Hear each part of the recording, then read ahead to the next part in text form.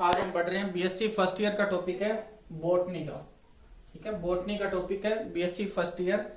Algae के बारे में पढ़ेंगे, एल्गी की हैबिट और उसका थैलस ऑर्गेनाइजेशन, उसके आवास स्वभाव और थैलस उसका किस प्रकार का होता है उसके बारे में।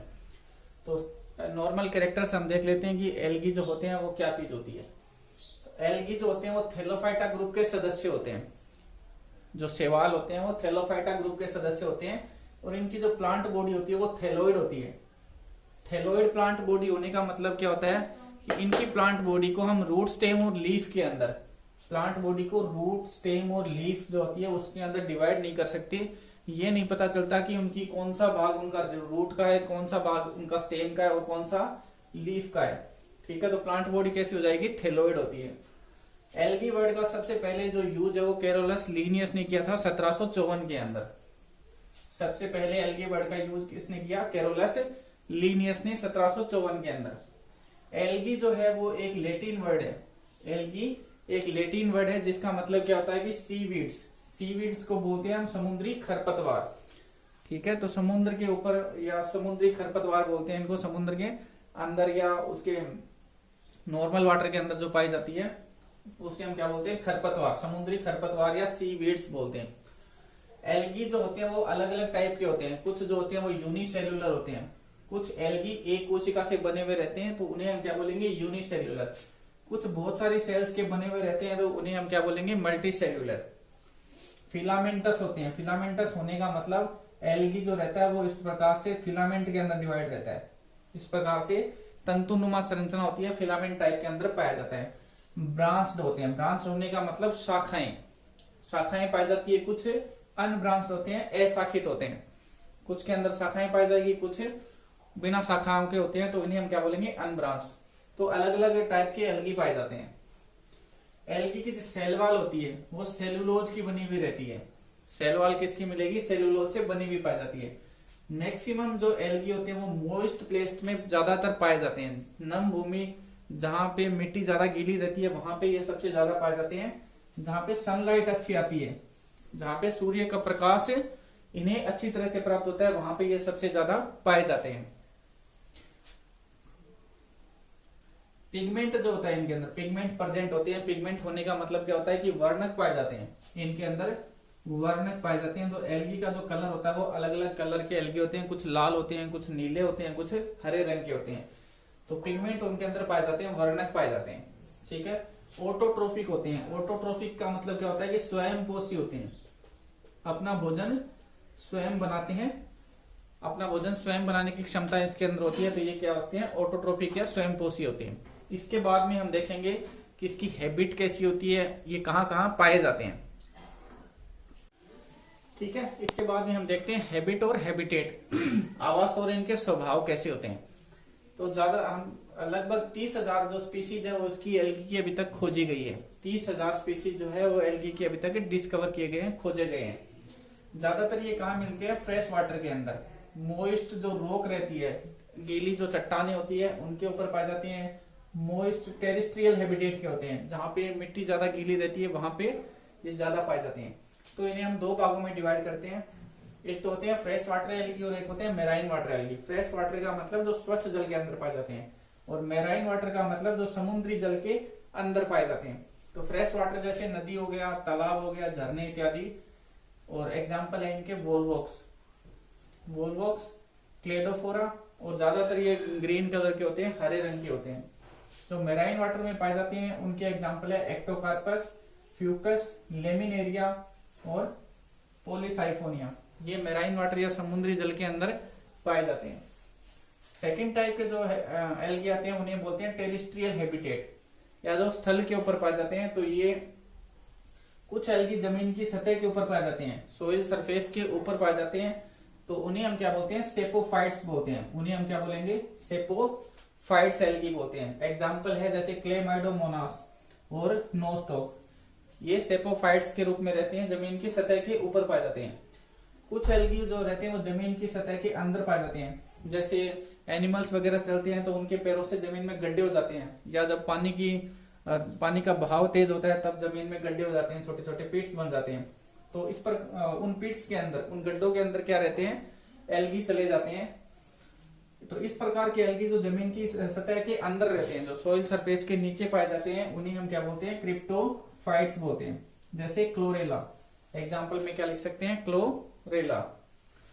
थर्ड टाइप के जो एल्गी आते हैं वो पैरासाइट कहलाते हैं, परजीवी होते हैं। जैसे चाय, कॉफी और आम की जो लीफ होती है, चाय, कॉफी और आम की जो लीफ होती है उसके ऊपर ये पाए जाते हैं। एग्जाम्पल है इसका सेफेल्यूरोस, सेफेल्यूरोस। फोर्थ टाइप के एल्गी कहलाते हैं एपिफाइटिक, अधिपादपी। ये जो रहते हैं वो प्लांट बॉडी के ऊपर पाए जाते हैं, दूसरे जो प्लांट्स रहते हैं उनकी बॉडी के ऊपर ये प्रेजेंट रहते हैं। जैसे प्लांट का स्टेम रह गया, और या मॉइस्चर रॉक जो होती है, गीली जो चट्टाने होती है, उनके ऊपर ये चिपके हुए पाए जाते हैं। जैसे साइटोनिमा और यूलोथ्रिक्स, एग्जाम्पल में क्या लिख सकते हैं? साइटोनिमा और यूलोथ्रिक्स। ये जो एल्गी हैं वो जलीय जो प्लांट होते हैं, हाइड्रोफाइटिक जो प्लांट्स होते हैं, उनकी बॉडी के ऊपर चिपके हुए पाए जाते हैं, उनकी सतह के ऊपर पाए जाते हैं।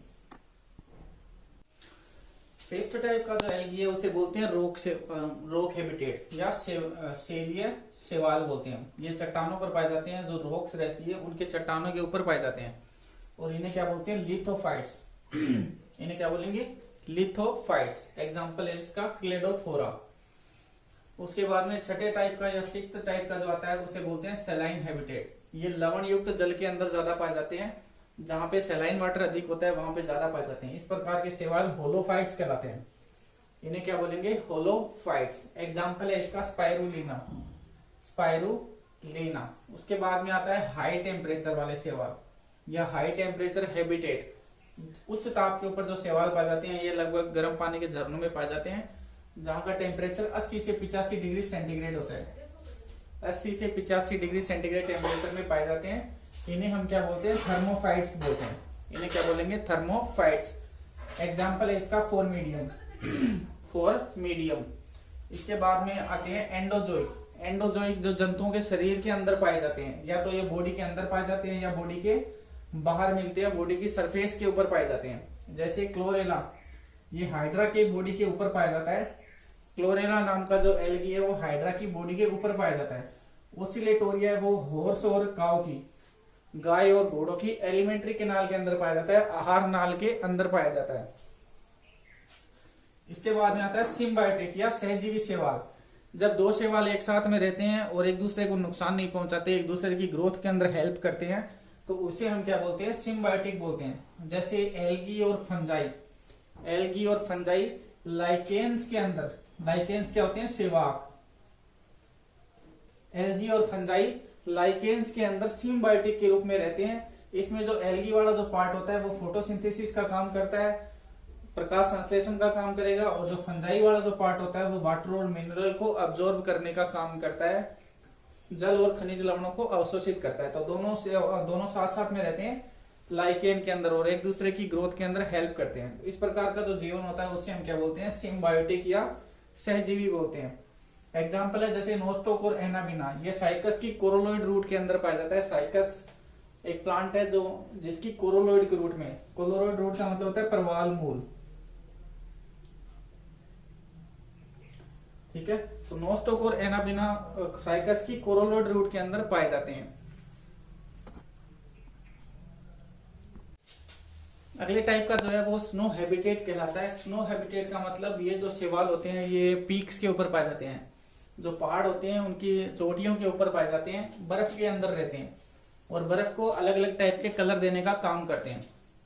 स्नो हैबिटेट का मतलब कहाँ मिलेंगे? बर्फ के अंदर पाए जाते हैं, पहाड़ों की चोटियों पर पाए जाते हैं और बर्फ को ये क्या करते हैं? कलर देने का काम करते हैं। एग्जाम्पल है जैसे क्लेमाइडोमोनास निवेलिस, क्लेमाइडोमोनास निवेलिस, ये बर्फ को लाल रंग देने का काम करते हैं, रेड कलर देते हैं।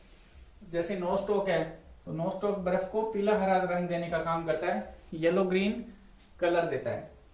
अगला जो टाइप है वो एंडोफाइट्स एल्गी कहलाते हैं, अंतःपादपी शैवाल बोलते हैं इनको। ये प्लांट बॉडी के अंदर पाए जाते हैं। जैसे नोस्टोक जो है वो एंथोसिरोस थैलस के अंदर पाया जाता है। नोस्टोक जो है वो एंथोसिरोस के थैलस के अंदर पाया जाता है। अगला जो है वो एंडोजोइक कहलाता है, अंतःजांतवी शैवाल बोलते हैं इनको, और ये एनिमल बॉडी के अंदर पाए जाते हैं। जैसे क्लोरेला है ये हाइड्रा और स्पंज के अंदर पाया जाता है। जो क्लोरेला है वो हाइड्रा और स्पंज के अंदर पाया जाता है। तो ये तो थे कुछ हैबिटेट के प्रकार। कि कौन कौन सी हैबिट और हैबिटेट इनके अंदर पाई जाती है। अब हम देखेंगे इसका थैलस का ऑर्गेनाइजेशन, जो थैलस होता है वो किस टाइप का होता है, कितने प्रकार का होता है। अब देखते हैं इसमें थैलस ऑर्गेनाइजेशन, थैलस का जो संगठन होता है वो किस टाइप का होता है, किस तरीके का थैलस होता है। तो सबसे पहले यूनिसेलुलर एक कोशिकीय थैलस, इसमें क्या होता है कि लाइफ साइकिल की जितनी भी एक्टिविटीज होती हैं, लाइफ साइकिल में या लाइफ के अंदर जितनी भी ये एक्टिविटी करता है वो सारी की सारी एक ही कोशिका से होती है, एक ही सेल से कंप्लीट होती है। ये दो भागों में डिवाइड कर सकते हैं, एक फ्लैजिलेटेड और एक नॉन फ्लैजिलेटेड। फ्लैजिलेटेड का मतलब होता है जिसके अंदर कसाबिकाएं पाई जाती है, ठीक है, इसमें कसाबिकाएं प्रेजेंट होती है। ये कैसे होते हैं, मोटाइल, मोटाइल का मतलब गतिशील होते हैं, और फ्लैजिला इनके अंदर प्रेजेंट होती है, फ्लैजिला पाई जाती है। एग्जाम्पल में हम लिख सकते हैं क्लेमाइडोमोनास। तो यहाँ पे एक डायग्राम बनाया हुआ है क्लेमाइडोमोनास का, तो इसमें दो फ्लैजिला दिखाई हुई है, और इसमें जो क्लोरोप्लास्ट रहता है वो कप के आकार का होता है, ठीक है, अंदर जो क्लोरोप्लास्ट भरा रहेगा वो कप के आकार का होता है। तो ये क्या है, क्लेमाइडोमोनास, एल्गी स्ट्रक्चर है। दूसरा जो आता है उसे बोलते हैं नॉन फ्लैजिलेटेड। इसका मतलब ये नॉन मोटाइल होंगे, ये अगतिशील होते हैं, नॉन मोटाइल या अगतिशील होते हैं, और इनके अंदर फ्लैजिला एब्सेंट होती है, फ्लैजिला इनके अंदर नहीं पाई जाती, कसाबिकाएं नहीं पाई जाती, ठीक है। तो इसका एग्जाम्पल हम क्या लिख सकते हैं, क्लोरेला। तो इस तरह ये डायग्राम जो है ये क्लोरेला का डायग्राम बनाया हुआ है।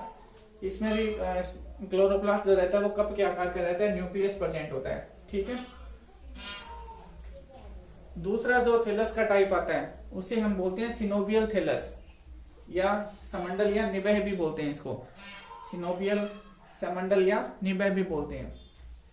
इसमें क्या होगा, बहुत सारी जो सेल्स होती हैं, बहुत सारी सेल्स ग्रुप में इकट्ठा होकर एक म्यूसिलेजिनस कवर के अंदर बंद हो जाती है, एक श्लेष्मा का कवर रहता है उसके अंदर ये बंद हो जाती है। तो बहुत सारी सेल्स ग्रुप में इकट्ठी हो जाएंगी और एक कवर के अंदर इस तरह से, जैसे सेल्स है इसके अंदर बहुत सारी सेल्स इकट्ठा होकर एक कवर के अंदर बंद हो जाती है।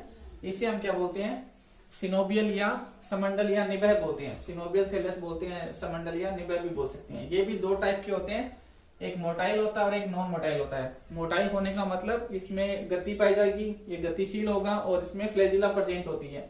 तो इसका एग्जाम्पल हम क्या लिख सकते हैं, वोल्वोक्स, ठीक है।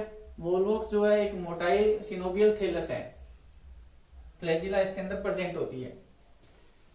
दूसरा जो है नॉन मोटाइल, नॉन मोटाइल होने का मतलब ये अगतिशील होगा और इसके अंदर फ्लैजिला एब्सेंट रहेगी। एग्जाम्पल में हम क्या लिख सकते हैं, सेनेडेस्मस, इसमें फ्लैजिला की जगह क्या पाए जाते हैं, स्पाइन्स होते हैं।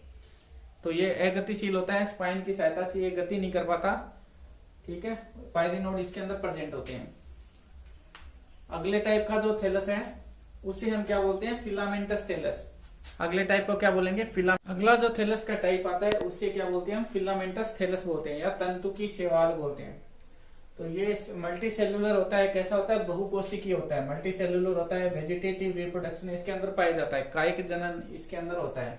ये दो प्रकार का होता है, एक अनब्रांच्ड होता है और एक ब्रांच्ड होता है। अनब्रांच होने का मतलब इसमें शाखाएं नहीं पाई जाएगी, ब्रांचिंग सिस्टम नहीं मिलता है, ठीक है। तो इसका एग्जांपल हम क्या लिख सकते हैं, ओसिलेटोरिया, इसके अंदर ब्रांचिंग सिस्टम नहीं पाया जाता, सिर्फ फिलामेंट्स पाए जाते हैं, इस तरह के तंतु बने हुए रहते हैं, अलग अलग फिलामेंट्स इसके अंदर पाए जाते हैं। तो इसे हम क्या बोलते हैं, अनब्रांच्ड बोलते हैं। एक एपिकल सेल और एक बेसल सेल। नीचे की जो सेल्स होती हैं वो एक जैसी होती हैं, शेप और साइज इनका एक समान होता है, जबकि ऊपर की सेल जो रहती है वो आकार में अलग होती है, ठीक है। तो ये क्या है, ओसिलेटोरिया।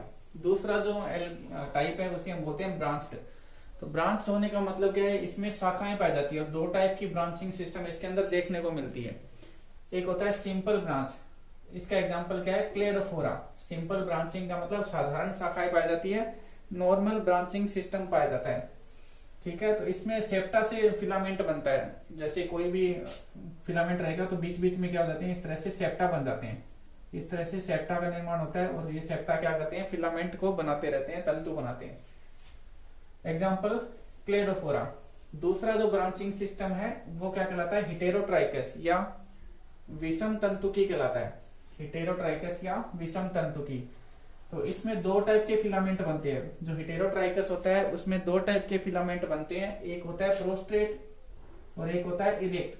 प्रोस्ट्रेट और इरेक्ट, प्रोस्ट्रेट का मतलब क्या होता है कि ये इस तरह समानांतर, आधार के समानांतर पैरेलली फॉर्म के अंदर ये फिलामेंट बनता है, आधार के समानांतर ये फिलामेंट बनता है। तो इसे हम क्या बोलते हैं, प्रोस्टेट या बेसल फिलामेंट बोलते हैं। दूसरा जो होता है वो इरेक्ट सिस्टम होता है। इरेक्ट का मतलब जो प्रोस्टेट सिस्टम होगा उसके ऊपर की तरफ में इस तरह से इरेक्ट सिस्टम बनता है, ठीक है। जो नीचे वाले जो ब्रांचेज होती है, प्रोस्टेट जो ब्रांच होती है उसके ठीक ऊपर वाले भाग में ऊपर की तरफ में ब्रांचेज निकलना शुरू हो जाती है, इसे क्या बोलते हैं, इरेक्ट बोलते हैं, उदर्भ बोलते हैं, ठीक है। इसका एग्जाम्पल क्या है, पॉलीसाइफोनिया। पॉलीसाइफोनिया के अंदर दोनों प्रकार के सिस्टम पाए जाते हैं। कुछ एल्गी ऐसे होते हैं जिनमें एक फिलामेंट बनता है, जैसे इसमें या तो प्रोस्टेट बनेगा या इरेक्ट बनता है, और कुछ एल्गी ऐसे होते हैं जिनके अंदर दोनों टाइप के फिलामेंट बनते हैं, प्रोस्टेट और इरेक्ट। तो उसका एग्जाम्पल क्या है, पॉलीसाइफोनिया। इसमें दोनों टाइप के फिलामेंट बनते हैं। थैलस का जो लास्ट टाइप है, थैलस ऑर्गेनाइजेशन में जो सबसे लास्ट है उसे हम क्या बोलते हैं, साइफोनेशियस, या इसे सिनोसाइटिक फिलामेंट भी बोलते हैं, संकोशिकीय शैवाल भी बोल सकते हैं। साइफोनेशियस या संकोशिकीय शैवाल ये कैसे होते हैं, यूनिसेलुलर, एक ही कोशिकाएं इनके अंदर पाई जाती है, लेकिन जो फिलामेंट्स होते हैं उनकी संख्या कितनी होती है, ज्यादा होती है। सेल एक ही मिलेगी लेकिन फिलामेंट्स की संख्या इसके अंदर ज्यादा होती है। वैक्यूल या रिक्तिकाएं इसके अंदर प्रेजेंट होती है, रिक्तिकाएं पाई जाती है। इसके अलावा जो न्यूक्लियस और जो पिगमेंट होते हैं, न्यूक्लियस या जो पिगमेंट होते हैं, न्यूक्लियस और वर्णक, केंद्रक और जो वर्णक होते हैं वो कहाँ पाए जाते हैं, पेरिफेरल यानी कि परिधि के ऊपर पाए जाते हैं, बाहर की तरफ में रहते हैं परिधि के ऊपर। तो इस प्रकार का जो सिस्टम होता है वो क्या कहलाता है, साइफोनेशियस, ठीक है, या सिनोसाइटिक, संकोशिकीय शैवाल भी बोल सकते हैं इसको, सिनोसाइटिक या संकोशिकीय शैवाल। तो यहाँ पे वाउचीरिया का एग्जांपल हम ले सकते हैं। वाउचीरिया में रूट्स की जगह क्या पाए जाते हैं, राइजोइड्स पाए जाते हैं, मूलाभास पाए जाते हैं। रूट की जगह राइजोइड्स या मूलाभास, और किनारे किनारे पे न्यूक्लियस और पिगमेंट्स प्रेजेंट रहते हैं। बीच में ये जो बीच वाला जो भाग है इस तरह से ये बना हुआ है, किनारे किनारे पे न्यूक्लियस और पिगमेंट रहते हैं, और ये जो बीच वाला भाग है इसे हम क्या बोलते हैं, वैक्यूल या रिक्तिका बोलते हैं, ठीक है। तो रिक्तिका इसमें प्रेजेंट होती है। तो यहाँ पे थैलस ऑर्गेनाइजेशन जो हमारा कंप्लीट हो जाता है, थैलस ऑर्गेनाइजेशन यहाँ पे कंप्लीट हो जाता है। वीडियो को लाइक शेयर और सब्सक्राइब जरूर करें। Thank you.